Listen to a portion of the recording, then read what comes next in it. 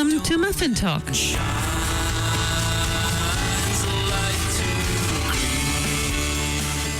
Kia ora and welcome to Muffin Talk. This program is brought to you by the initiative Titipounamu, Study and Joy. I'm pleased to have with me today Catherine Gillies. Catherine, a warm welcome and haere mai to our program. Thank you, Beata. It's lovely to be with you again. Catherine Gillies is originally from Gisborne and is a trained chartered accountant. In her free time, she supports women in crisis pregnancies and facilitates post-abortion healing. She's also a member of the Human Life Committee of the Catholic Diocese of Auckland. Catherine, almost 5 years ago, in March 2020, New Zealand changed the abortion laws in the country. Can you tell us more about the current ruling and your experience with the consequences since then? It's very interesting to see the impact of the legislation. At the time they were promoting the legislative changes, they talked about the decriminalisation of abortion, but the old legislation quite specifically stated that only the abortionist could be charged if he was or she were performing an illegal abortion. And the Crimes Act of 1961 clearly stated that the woman or girl shall not be charged as a party to an offence against this section. So there was a lot of poor communication that really swung people, because people felt quite strongly that the woman has already gone through enough, and to be criminalised by the law makes it even worse, when in fact the women were always protected, as they should be, because most women who make those decisions to have an abortion are in incredibly vulnerable situations. I mean, your hormones go crazy in the first 3 months, and to make a decision when you're in a state like that, a lifelong decision with no turning back, it's a really big thing. So you don't want the law to be charging them as well and putting that burden on them. So it was a shame that that was miscommunicated. It was a particularly ghastly piece of legislation, to be honest, but it was passed by our New Zealand government, and quite strongly, and there was a lot of work done to make it tighter, but it was considered to be one of the most aggressive pieces of legislation in the world. Literally, we have abortion up to birth now in New Zealand. It is illegal. Can you say that again? Abortion up to birth? In New Zealand. So we have, what they did was, the main thing they did was they made it so that a woman up to 20 weeks of pregnancy can self-refer. So she doesn't need to see anyone at all before she has her abortion. Up to 6 months, pretty much, they need other people involved. But there was no time limit on it. That if you are helping someone, it can be a decision within a day whether or not they abort. But I'll just keep going, because other protective things that were tried to be passed, other amendments that were put forward and voted down, were when babies are born alive, which does happen. There are plenty of survivors around the world of abortions, grown-up survivors with children and grandchildren. But in New Zealand, since this legislation has passed, we know there have been babies born alive, but it is illegal to give them life-saving medical assistance. So the medical workers have to leave them to die. If they are born, wouldn't they be protected? Not protected in the circumstance of being born from an abortion, specifically excluded in New Zealand. It's barbaric law. Another one was that, so we know that, I can't say the time when a fetus can feel pain, but we know that they can, and they were refused pain medication, because you can imagine, I've seen them, we've seen babies in the womb reacting to pain, so no pain medication is to be given to them. It was also tightened around the areas of conscientious objection as well, so it makes it harder for those doctors. I mean, we did have doctors who resigned, MD, just in the general medical practice, who resigned once this legislation was passed. Can the doctors refuse to perform an abortion? Oh yes, they can refuse, but they do have to refer to someone else. What has happened in the cases of trying to assist people who are in a crisis pregnancy situation, for decades, at least 40 years, there have been organisations in New Zealand that have helped people in crisis pregnancies. It's a lot more restrictive for those people. So very often you might be just helping them find accommodation, helping them find somewhere to study, helping them tell their parents or their partner, um, helping them work out their rights for benefits and things like that. There's all sorts of things. And sometimes you're just an objective person outside of their family, listening to their story and walking the walk with them. I know I've had women who every single week I'd ring them at the same time and they could just blast away about all their fears. It was just someone who wasn't family who could listen to them, and sometimes that's all they need to get them through. And then they have the joyful experience of being a parent at the end. But now we've got a lot of restrictions around that kind of assistance. And we have what we call the telehealth system, which is absorbing huge amounts of funding. And I found out it's in the last budget, 164 million was committed to it in the March budget last year. So that's a huge amount of money. And so we have people who might be questioning their situation and worrying about it, but then they just can ring and get abortion pills through the mail with no real counselling at all. And it's just sent to them and they self-medicate, go through the abortion at home.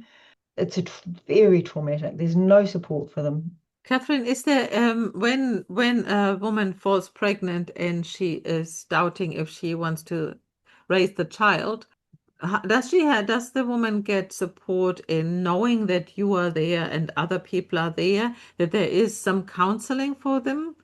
Well, not necessarily, because most of the agencies who work in this area rely on volunteers or their own fundraising. So some of them have sidelines like op shops that help fund them and help them keep alive.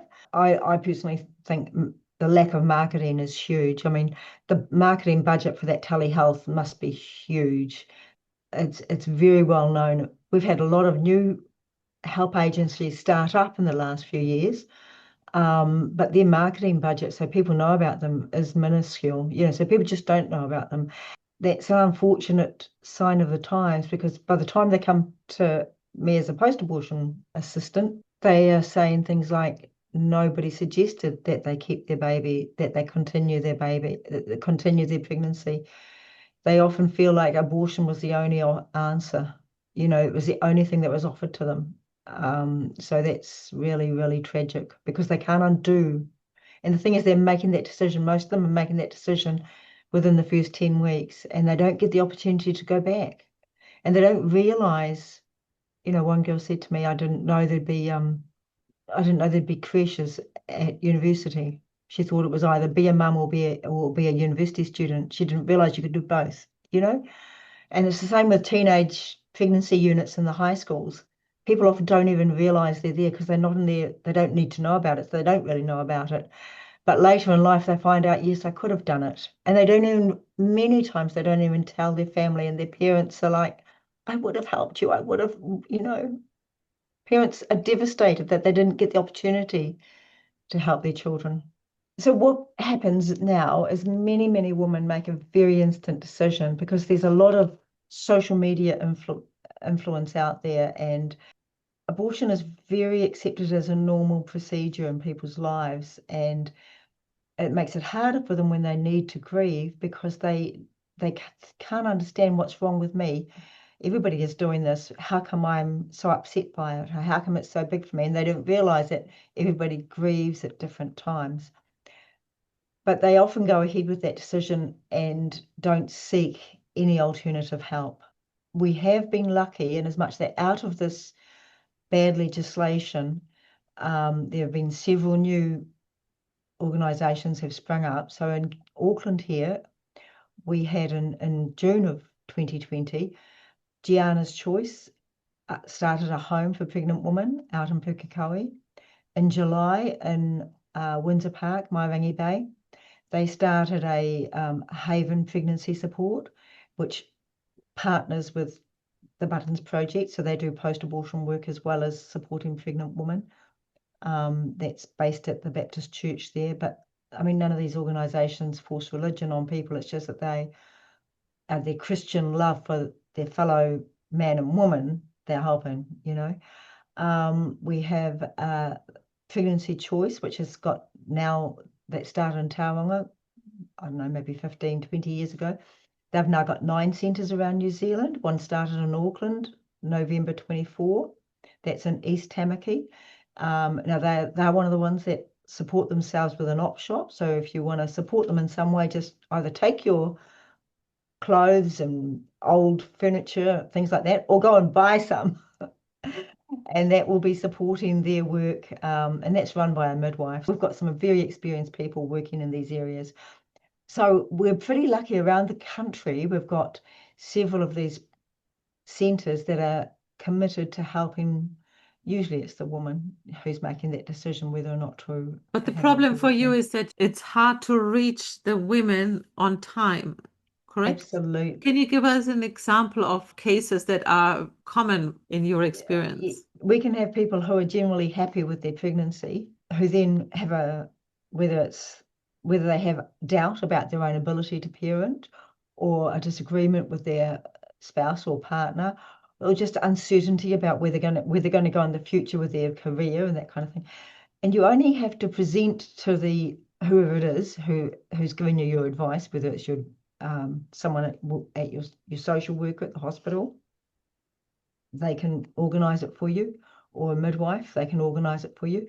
And you can have an abortion booked that day or within a week. I once had a girl who was trying to adopt her child out and went to speak to the support worker at the hospital, who booked her an appointment for the next week. So I mean, you can they So can once the appointment is booked, they can't well, withdraw.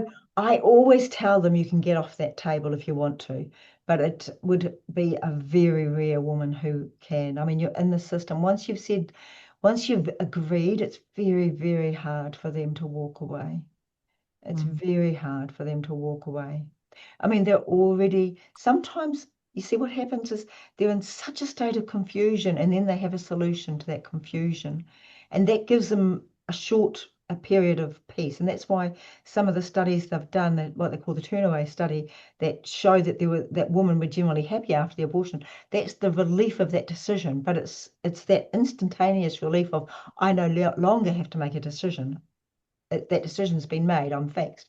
But what it's not, they're not going back and seeing these women later afterwards, years afterwards, when they're coping with the grief and when they've got all those triggers, no first day at school, all these triggers, all their friends are having babies. And Have you met women who couldn't have children afterwards? the stats on all of those things, I'm an accountant by profession, so numbers speak a lot to me. And what I've seen in my history of working with women, there's a lot of studies out there that have pretty horrific conclusions.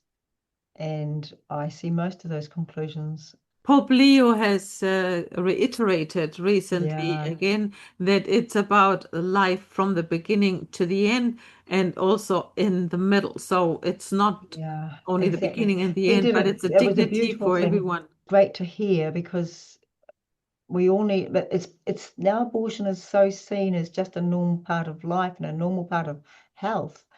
And they're completely ignoring the intergenerational damage it's doing to the whole of society, because I think as we all know, no man's an island. No To man's quite right. a friend. And, But and but Catherine, there are also voices who say abortion shouldn't be put to the extreme where you risk the life of the mother. What is the rule? What's the law? And what is your experience in that case? So when you have really a problem, not a crisis pregnancy, but a pregnancy that could lead to the death of the mother. well, I know we hear that all the time, but I've spoken to many medical people who say it's highly unlikely in today's world that the mother would die. I mean, they can even remove the baby from the womb and operate on the baby and put it back in the womb. There are women who do choose to continue their pregnancy knowing that they may die, because they've chosen to do that, like they might have cancer or something like that. But often the medical profession are wrong. In your experience, do you have any statistics or any records of women suffering after the abortion by not having a child, for example. Is there any risk that you're aware of? Long before I ever started looking at stats, I would see amongst my people I was working with that there were future complications. Look, there's lots of studies all over the world. There have been some of them quite huge mega studies that have been done, and they have shown big correlations between increased rates of ectopic pregnancies, miscarriages, infertility. There's all sorts of psychological problems that follow as well. But the physical manifestations of having an abortion are very underrated, and people have no idea of them, a real shock to them. Many people wouldn't ever realize there's a correlation. Even things like increased rates of heart attacks amongst women who've had terminations, and increased rates of cancer, particularly breast cancer if they're younger. Yes, I've certainly come across women who've had these problems, unfortunately, as a decision they've made when they thought they had a whole future ahead of them. I see it all the time with the young women who make these decisions. It can be harder for them later to find that partner. You must have a whole range of women who have given birth to babies who might not have survived otherwise. Do you meet with them every now and then and have a big party? No, Do I you know don't. about their lives? Are they happy? Did they regret We it? don't meet with, often we had a very dear supporter to the pro-life world. Peter Menzies died last year actually, and he was a big loss to pregnancy support agencies. But I remember him coming when I was on the National Executive of Pregnancy Counselling probably 20 years ago, and he came and told us we should be keeping in touch with all these women we help, and they could leave us legacies and things like that, which I used to be involved with CCS Disability Action, and we got a lot of our money from legacies. But it just doesn't seem to happen. It's like you can be the most important person in their life when they're going through that crisis. But when they've gone through it and they've got the joy of the baby and they have their new life, you're just history. And that's okay. We don't need to be. Although, to be honest, I have some who are very, very special, and I've been made godmother, and I keep in touch with them, and I know, and I keep tabs through Facebook on their grandchildren and where they're going now, and their children, and so it's a blessing. But yeah, those are the exceptions. I have to be honest. Those are the exceptions where I was able to build a very, very close bond. Yeah. Thank you so much for the work that you're doing, Catherine. And I think that every time that you have helped a woman to find the right way, it's a blessing. So thank you so much. Thank you, And Beata. It all the was best for wonderful your to work. talk to you again.